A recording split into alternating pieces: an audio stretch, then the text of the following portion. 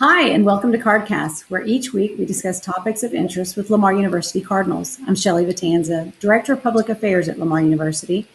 It's graduation time, which means on top of an already saturated market of job seekers due to the pandemic, more will be searching for jobs. Here to help us understand the impact of the pandemic, trends in job hunting, and ways to rise above the other candidates is Jocelyn Robbins. She's the Director of Lamar University's Center for Career and Professional Development. Jocelyn's previous experience in employee recruitment led her to pursue an opportunity in assisting in the development of the next generation of the workforce. At Lamar University, she works to assist students in career exploration and preparing for their next steps after graduation, while also maintaining awareness of industry and recruiting trends to aid student success. Previously, Robbins served in human resources roles with Mid-South Bank, Harbor Hospital of Southeast Texas, and Conn's Appliances, Inc. In these positions, in addition to recruitment, she handled employee development, staff supervision, compliance and employee relations, EEOC investigations, web-based management of HRIS systems, and has worked with the Texas Workforce Commission on unemployment claims. Jocelyn holds an MBA from Lamar University and a BBA with a major in human resources management from Baylor University. Jocelyn, thanks for joining us today. We really appreciate your time and willingness to join us. Thank you for the opportunity. Okay, so 6 weeks ago, the market seemed ideal for job seeking. Let's talk about how the pandemic has changed that landscape. What are the big trends now? So certainly, students couldn't have predicted starting, their last semester, possibly before graduating, that we'd be in this situation. Some maybe even had jobs lined up, and here we are with stay-at-home orders or shelter-in-place orders that are preventing the opportunities for them to go into the workplace even. And so we have economists that are out there and showing how this may be trending to the situation we had in 2008. However, there are major differences here in that, 60 days ago, this wasn't labeled as a pandemic. So at some point, everyone is being affected by this. Here within the Center for Career and Professional Development, we've been monitoring these trends with employers, as well as our membership through the National Association of Colleges and Employers in polls and surveys that they're doing with employers. And so certainly even the statistics we're getting out from 2 weeks ago are already showing a positive trend where employers are now looking to at least maintain the same level of recruitment for the class of 2021 class as they were for the class of 2020. So you kind of have to take that in consideration of a year ago, what that outlook looks like. In addition, you kind of mentioned that the saturated job market. What we're seeing from a lot of employers too is instead of layoffs, we're hearing the word furlough. So there's a lot of hope that a lot of these companies are going to bring back some of their employees that they've had. So first, you're going to have those waves of those furloughed employees coming into the workplace, and then hopefully the resumption of some of the recruiting of the positions that they already had open prior to the pandemic. So, all in all, it's one of those things of like time will tell. We'll see how these phased approaches will affect that recruitment. What we're seeing, though, in terms of continued recruitment is the shift to virtual platforms. So all in all, it's not as though there's been a complete cease in recruiting activity. What we've seen are students who maybe had interviews lined up to go to Houston or Dallas, Fort Worth, or other places. Their interviews were called and said, let's do this virtually. Let's have a Skype interview, maybe over Zoom or whatever virtual platform. So they're still wanting to connect to our students or upcoming graduates. The biggest thing that we've seen employers leading up to this pandemic is the identification of that early talent pipeline. So this is one of those things that they're still thinking, okay, larger picture. While right now we're in effect for these 3 to 6 months, even possibly a year of what this can look like, we still have to look at 3 to 5 years. What are we going to have? So we want to keep those relationships with that talent pipeline so that hopefully, again, we can bring these recruits on board. So again, where we are, over the last 2 weeks versus that 6 weeks ago, we're starting to see that trend back where employers are hoping to bring in fresh graduates for a lot of these positions. You know what? Huge sigh of relief. I mean, I'm not even looking for a job, but that just is much better outlook than I expected to hear from you. So, I mean, that is very, very encouraging. And how can graduates kind of overcome this? It feels like kind of a purgatory. how can they overcome this, and what is the best approach at this point for them? Right. So right now, it's really important to know what can you control. Certainly, no one predicted the situation. You don't even know what jobs may be coming available. You may find that you have to pivot in terms of what can you do as far as skill development. So first and foremost, kind of take that step back and realize, what am I in control of now? We're really trying to push students to recognize, what documents do you need when you start your application. Let's start reviewing that resume. Let's make sure that you're ready for that recruitment cycle of turning in those applications, getting ready for the interview. And so having all of that development ready, so when those opportunities are available, you're that much more far ahead and ready to take those next steps. So again, just kind of taking that step back, taking your breath, and utilizing the tools and resources available to you now to be that much more better prepared for the opportunities. In addition, if you find that, perhaps you're going into a role or you're seeking those opportunities that, they may lag behind a little bit in terms of what could be coming back online, essentially, there are a lot of free resources out there right now related to coding, database management from like Tableau, Google Analytics, Coursera, lynda.com. So take advantage of some of this time to maybe pick up a new skill, and that will help you become that much more of a unique candidate. And also show what you've been doing during this time. To just sit back and do nothing, that can be reflected throughout the interview process when you get to that point. We're also hearing of recruiting questions that may now ask, what did you do during the pandemic? Yes. So, looking at skill development, if perhaps you don't go that route, we're also hearing of some of the amazing stories that our own Lamar Cardinals are doing, where they're making masks at home free, Totally. or they're creating donation drives for nursing homes and things of that nature. So it doesn't necessarily have to be something skill related, but is there some type of outreach? Is there something you can do? And it doesn't have to be large scale. Did you help a neighbor get their groceries or something in regards to that? Every little thing that you do right now can help paint a picture of you as that potential future employee. Sometimes it doesn't have to be necessarily that direct one-on-one job relation, but again, what you're doing during this time. I love it. So plan ahead and don't just sit around. I mean, there's a lot to be done during this time. So what are some of the best resources? I mean, where should these students start looking? I mean, I know they can start with you. I mean, you've got a lot of great ideas and contacts, and LU works so well with industry and business locally and all over the country. But what are some other places where they can go and look? It seems to me, and how do you know what is good? I mean, there's Indeed and Monster, and there's all these ones. How do you know which ones are the best? Right, and so that's the true situation of, there are so many, but potentially identifying what's relevant to you. So yes, you have Indeed. The caution with the programs that really just do the key searches and then pull everything together is, be mindful of some of these job boards, like Indeed or Monster, where they may be pulling the same position multiple places because it was posted to multiple job boards to begin with. Indeed is still a great place because they do have a majority of listings. So that's a great opportunity. At the same time, I would be remiss if I didn't also share our product, Handshake, the job database that we have an agreement with, that not only connects students to, and even alumni to job opportunities, but also employers we're noticing are offering opportunities for professional development. So again, engaging that talent pipeline, they're hosting things regarding career development, or showcasing, hey, here's our company, we'd love for you to join, or programs that you can do. So, you can connect with us if you're a current Lamar University student, or, you happen to be an alum. We can get you connected to that job database Handshake, and get you an account, and we'd love to be able to help you navigate that. Currently, we are noticing over the past 3 days, I believe we've had about a 300 job posting increase. So we're starting to see that tick back up.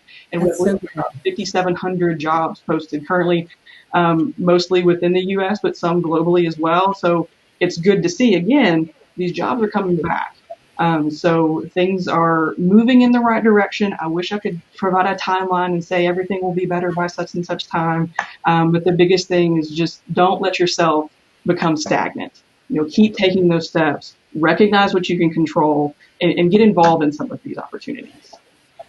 Well, and my next question was about networking, and I think you just kind of answered that. How important is it to network? And what if I'm someone who doesn't really want to put myself out there? Right. So as an admitted introvert, you now have no excuse. Everything, it's not as though you have to go into a large convention center and go tell someone about yourself. A lot of this has now been removed, and so you're missing a lot of that grand scale contact, but you still need to take the opportunities to network. It may not be a video chat. It could be something as your LinkedIn profile. That is becoming the real go-to for a lot of networking. It has been for a number of years, but certainly given this situation, utilize it to your advantage. Create that LinkedIn profile. And again, it may not even just be for that job search, but go find someone with a job title that you hope to have within 5 to 10 years. See if you can connect with them and ask, may I ask you some questions in regards to how you got to where you are? At the very least, they may say no, they may not respond, but more importantly, you may make that connection. And the other thing is too, there is a hidden job market, scary as it may sound. And a lot of this comes from networking. These job opportunities may not be on job boards, but if you know of a recent graduate from one of your programs, or maybe a professor, or again, you mentioned the industries that come on campus, and maybe you met a recruiter in a hallway before a career fair, even, or they came in for an information session, make those connections on LinkedIn, or if you happen to have their business card, email them. Let them know what you're up to. And just kind of reach out and keep those in play in terms of maybe they have an opportunity coming up in a few weeks for which they can recommend you. But certainly use your professional contacts. That can be your professors. That can be us within the Career Center. When you grow that network, you can connect to some of those opportunities that may not be publicly known or publicly available. We've had some internships that have kind of came into being because of relationships that students have made with someone from an information session. So those opportunities are still there, but it's to your advantage to network. And now more than ever, you really don't have an excuse to not try to network. So it can be very important to helping you in landing future potential opportunities.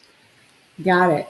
Great advice. Let's continue to talk about some practical things like resumes and cover letters, and also some do's and don'ts of resumes and cover letters, but also of social media. And certainly, there's things that you don't want to have on your social media, and things that you do. I mean, not just LinkedIn, because I think employers probably go to Facebook and Instagram and all of those places, right? Correct. And so a lot of it can depend on what your potential path is. If you're someone going into marketing with the hopes of branding or communications and things of that nature, and you have those social media accounts, I'm never going to say don't have those accounts.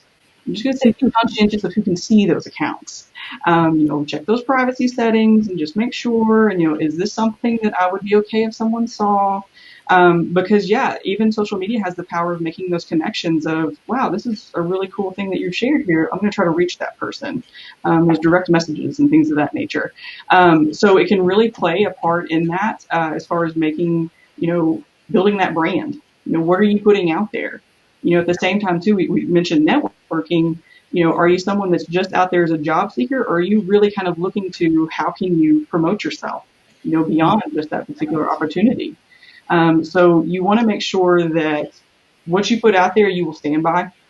You don't want to have a situation where you're going through an application process and you have this demeanor and you have your resume and your cover letter and everything put together, and they think you're a great candidate, and suddenly something pops up on social media and they're like, that's not who we interviewed.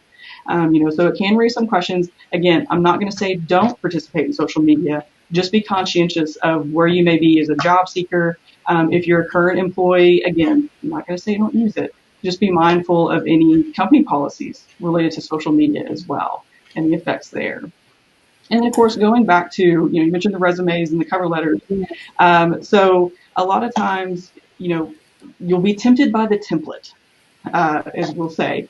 And so Microsoft Word, may throw out there like, oh, hey, you're working on your resume? We have some people for you. Don't fall into that trap. You really want to make sure you don't take a cookie cutter approach in the sense of a recruiter looking at a list of resumes and 7 of them have the same color scheme and layout. And so it doesn't really show you as that individual candidate. There are key details you need to include, of course, your contact information, going into your education, any technical skills. Make sure that you avoid the pitfalls of not providing enough information related to the position. With your resume, you have the benefit if that position's out there of a job description. Use it to your advantage. Find some of those keywords with which you have experience and make sure you're using it and integrating it into your resume. At the same time, you may just be trying to promote yourself and put your resume out there for general opportunities. Again, don't assume that recruiter is going to know, oh, well, hey, if you're going for mechanical engineering, well, then you must know this software.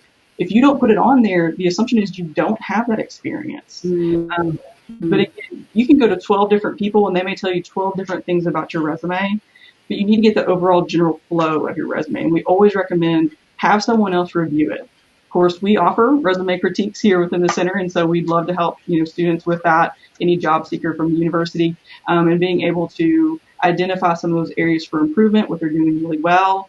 A lot of times, too, students will think, well, I don't have any experience, and they're thinking that full-time opportunity or maybe even an internship. One of the great things about Lamar University are the experiential learning opportunities. You probably had an academic project where you gained some of that skill set and are able to showcase some of that knowledge. And so taking advantage of those opportunities as well, to list those on your resume. Perfect. I was going to ask you this question, but it actually came up on our feed. Someone's watching and wants to know pointers for preparing and delivering a great virtual interview, because that's where we are right now, isn't it? Exactly. So one of the things is, kind of consider the environment as part of your attire in a way. So when you if you would go into that face-to-face interview, what you're wearing, how you present yourself with confidence. The same thing applies in that virtual interview. Not only is it just you, but what do you have going on in the background? If you schedule that time for that interview, the assumption is you are ready and you are prepared. Some of us have pets. Make sure the dog's not barking somewhere. It's not going to, interrupt your video feed or, something that could be disruptive to the overall flow of the interview. In addition to, sometimes it comes down to the technical requirements. Make sure you've got a strong internet connection. Make sure you can maintain that connection. Try to work through someone, kind of troubleshoot and make sure, hey, does everything look good? Practice the camera angles. And then just as well, sometimes the trickiest thing can be eye contact. Where do I look on the screen to know who am I talking to? So there are some nuances there, but there again, we have services to provide mock interview skills. Sometimes it can be about the response, but sometimes it can be about the setup and things to be mindful of. Personally, I talk a lot with my hands. I have to be very mindful of that in videos. So, little things that can really help you get more comfortable with the process and practice that. In addition, we actually have a video interviewing software product that students can, at their own time, practice those interview skills. And then later we can come back and provide you with feedback on that. Well, it sounds like you guys have a lot of resources. I just got a shout out from Kay Johnson. He says that you and your team are the bomb. So I wanted to pass that along. I've seen, and this is, I'm dating myself, but I've seen these resumes now that are online. They're like these online portfolios. Do we need those? Do we have to have them? And where do those come in? Is it just trending, or what's the deal on those? I wouldn't say it's just trending. Simply looking at now the situation we're facing, there's going to be more opportunity to kind of put that information out there and online. It used to be blogs. Is that going to be something that continues? And now we're kind of formatting into, as you said, these online portfolios. A lot of it can depend on maybe the industry you're going into or the roles, as far as the amount of weight they may have in showcasing yourself to that potential employer. But certainly there's no harm in participating in one, as well as it can really help you in tracking, hey, here are all the things I've done, and then helping you to develop that resume for those opportunities if you still need to upload, that particular document. At this time, a lot of the recruiting software, it's not easy to include that with your application, but it's something certainly you can share with a potential employer and connect them to so that maybe they can click on that link and see what you've been working on. So it's another great way to showcase your work, and again, kind of have that core area of here's everything I've done. So certainly I don't see it as anything that's going away, and given the nature of the situation now, it very well may play a more vital role in some of the recruitment activities. Okay, got it. Should we blanket the earth with resumes, or is this need to be more targeted? Definitely more targeted. Try to plan on a strategic approach. Earlier I mentioned the job descriptions. There are times when if you know what you're applying for, use that job description to your advantage to know, oh, here are some of those keywords again. Hey, they're mentioning this software, have experience with it, make sure it's on your resume. More often than not, it is a software that's going to scan that resume first. So, applicant tracking software, ATS is what you may hear it referred to. And so you need to be prepared with that may score essentially your resume before a person would even get to it. So making sure you use that to your advantage. Again, having that targeted approach is important. You can build a spreadsheet. We have some templates for you in regards to spreadsheet to help you track some of those applications you may have out there to know here are the positions, here are the different types of resumes that I've put together. But again, it does need to be strategic and targeted for those opportunities when possible. So I think what I'm hearing you say is you can even go and change your resume to even put in some of those keywords that you see in the job description so that it gets picked up. So long as you have experience with it. Sometimes. Right. Don't make it up. You can't drop this into that resume and all. Yes, so definitely using the terminology that company uses. Some may prefer the abbreviation, so you'd be okay. Some may prefer that you write out certain abbreviations, so do that. So follow in line with what that organization's practices are in regards to some of that terminology. And the cover letter, I guess you could mention some of those things in the cover letter too, if you have the experience. But should the cover letter just kind of be a summation of your resume, or should it be something totally different? So with that too, I like to say that the resume is kind of a record of this is what I've done or this is what I'm doing, where your cover letter is this is what I can do for you. This is really where you incorporate what you know about the company, not at length. It's not meant to be, a 3-page document or an essay or a research paper, but at least acknowledging maybe what their values are that align with your values. And then going into the particular position, is there a key experience or maybe a project that you worked on that closely aligns with what they're doing now? Could it be that they've just announced a particular project that's of great interest to you? Well, why? Why is it of interest to you? And so it's really kind of about placing yourself in that role with that company. And again, what you can do for them or why you're really interested in that opportunity. Cover letters are kind of a missed opportunity. I know a lot of students may see it and say, oh, it's optional. Skip. But really, it's an opportunity. You may hear numbers as far as, hey, not everyone looks at a cover letter. But in my recruiting experience, I used it to kind of gauge how serious were you about the opportunity. You have to upload your resume. But did you take the extra step to upload that cover letter? And then did the cover letter actually incorporate the company? So when done correctly, it can only help your chances. So definitely it's a great opportunity, especially now, knowing because they give you that extra step up, knowing that you've taken the time to draft that. And it should be drafted for each opportunity. Got it. So an individual cover letter for each opportunity. And once you send your cover letter and your resume, do you follow up to that? What if you just never hear? What's the protocol? What's appropriate? Right. So we all have the fear of falling into the abyss as applicants. So a lot of times there sometimes is a closed date for a position. It may be out there for 2 weeks and say it closes May 1st. Okay, well, if you've applied and that close date has occurred and you don't expect to hear anything probably on that close date, certainly it'd be okay to follow up with, within the week after that close date and just say, hey, I just want to follow up on the status of my application. Don't panic if they say we're still reviewing applications, because that's the other thing too. They may not give you any information, but sometimes because you've taken that call and you've spoken to someone, they may say, oh, Jocelyn just applied for this. Let me go see your application.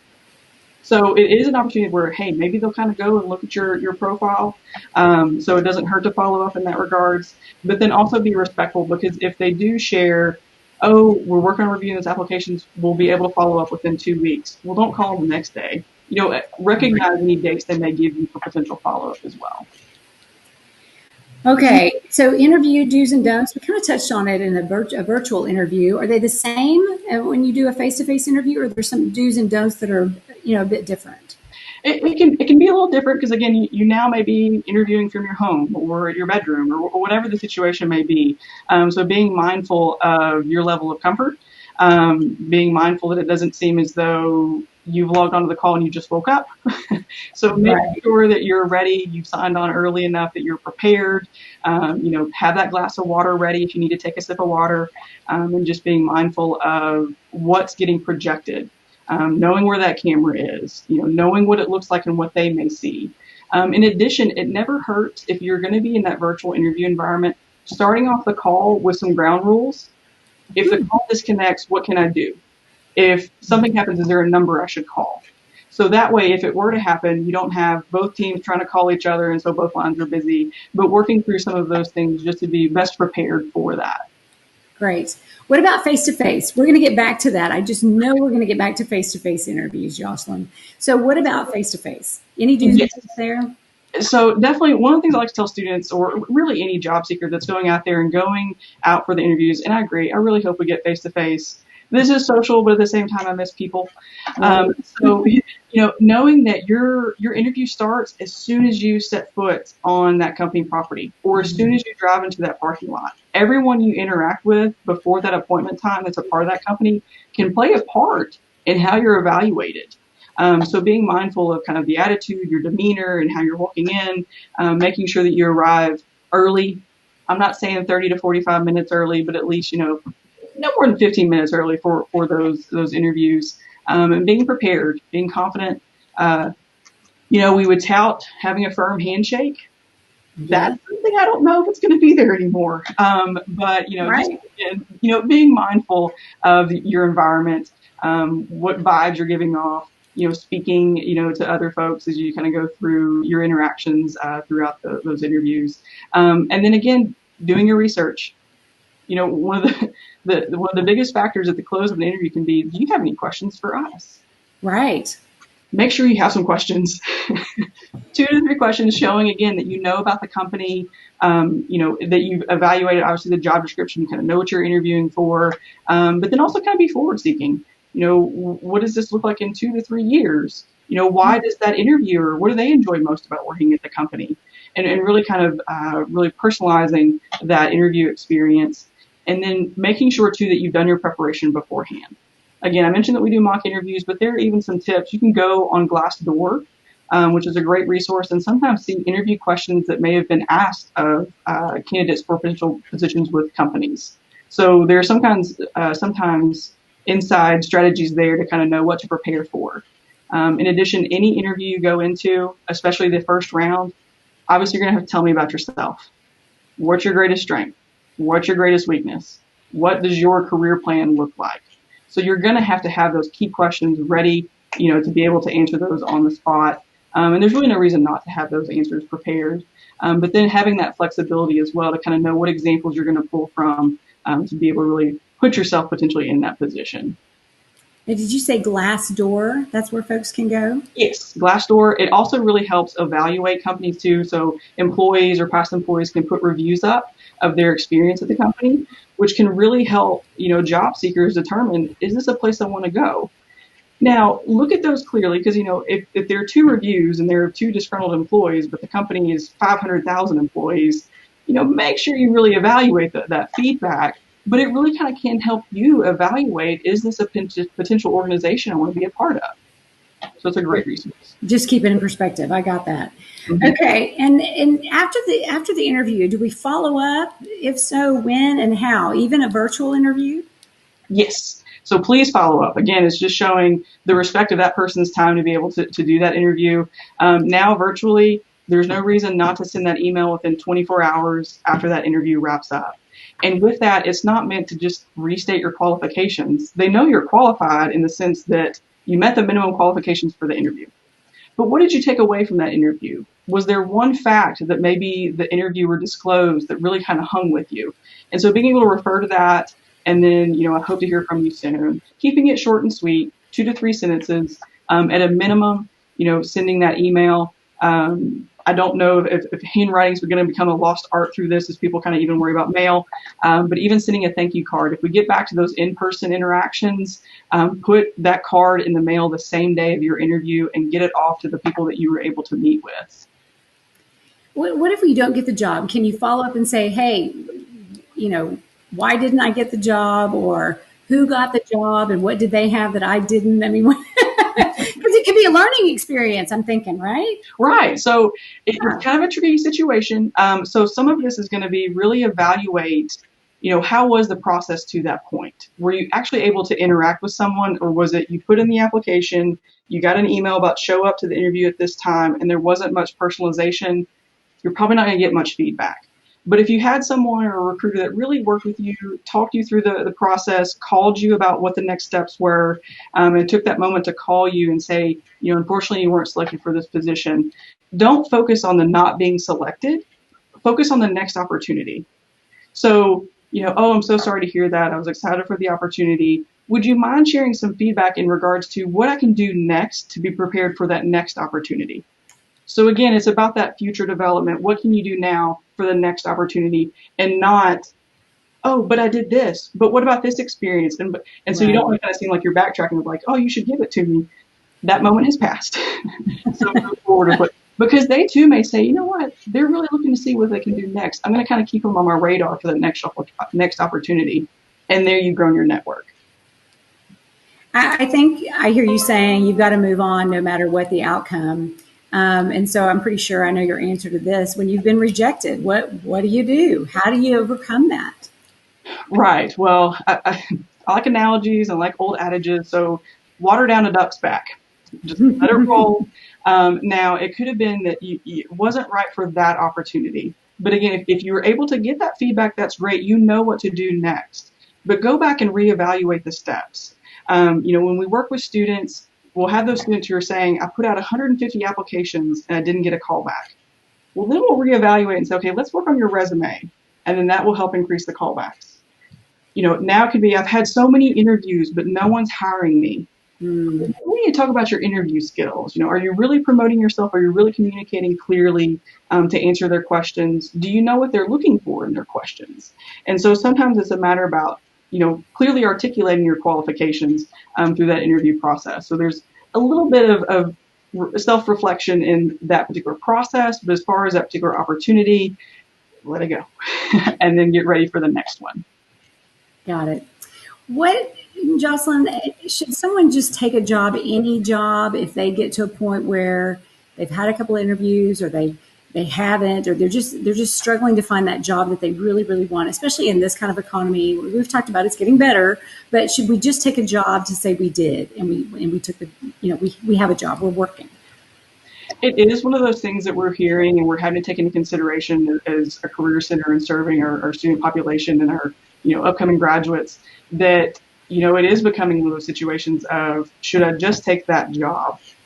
And so you might find yourself pivoting, you might find yourself taking a sidestep, but make sure if you find yourself in that situation of, I just need a job, is it something that you can see yourself doing for the next 6 months, 12 months, maybe 18 months?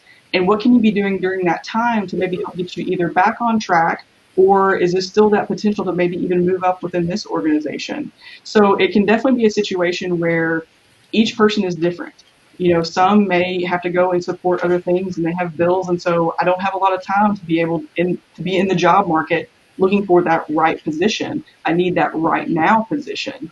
And so certainly that is something that's going to be interesting to watch from a recruiting trend of what industries may be affected by those that are kind of using it as stepping stones to get to that next opportunity. But certainly it is kind of one of those personal situations. There's nothing wrong with it, in the sense of any job is going to help you for the next position. It may not be a direct correlation with what you graduated with, but you're going to be working on a lot of the soft skills or the marketable skills that any employer is going to want to see. Communication, collaboration, innovation, technology, all these things can help you be that next best potential hire for the next opportunity. You know what? I agree with Kay Johnson. You are the bomb. You have all the answers. This has been great. Well, and certainly I appreciate Cade's comment. I'll have to send him something in the mail later for his time. But yes, and that's the thing. Truly, right now, evaluate tools and the tools and resources available to you. Make sure you're making the most of your toolbox, and use it to your advantage. Use this time to really make sure that you're ready for those next steps. Did I miss anything? Anything else you want to tell us about searching for a job right now in particular? Not really. I mean, again, just know what you can control. know what you're able to be responsible for. We can't control the weather, can't control this pandemic situation. Just know that you're responsible for your actions. You're responsible for that resume and that cover letter. You're responsible for using those resources available to you. And certainly we're here to help with that. And we'd love to see students. And again, it's alumni as well that we will assist, regardless of whenever you may have graduated, we're here to help you. Now, where can Cardinals find you? Let's yeah. So on campus, we're located in the Galloway Business Building, Suite 102. But you're more than welcome to send us an email at careercenter@lamar.edu, or you can give us a call at our main number is 409-880-8878. Thank you, Jocelyn. Really appreciate all of your expertise and knowledge. Just wonderful information. Well, thank you so much, Shelley. I appreciate your time. I appreciate your team's time as well for setting this up. All right. I'm Shelley Vitanza. Thanks for being with us on Cardcast. We're here each Thursday at 4 p.m. Hope you'll join us next week. And now I think we have a Lamar commercial. Stay tuned. I want to help people. I want to be a part of the solutions of tomorrow. I want to bring innovations in times of need. I want to turn my passion for helping others into action. I want to be the voice that shares truth with the world. In times of uncertainty, being a nurse is how I will make a difference. My professors have taught me human resources is about putting people first. Through the power of mechanical engineering, I've learned how to better the world around me. Because of Lamar University, I've been given the opportunity to change my world. To change our world. Our moment is here. Our moment is now. Make the most of it at Lamar University.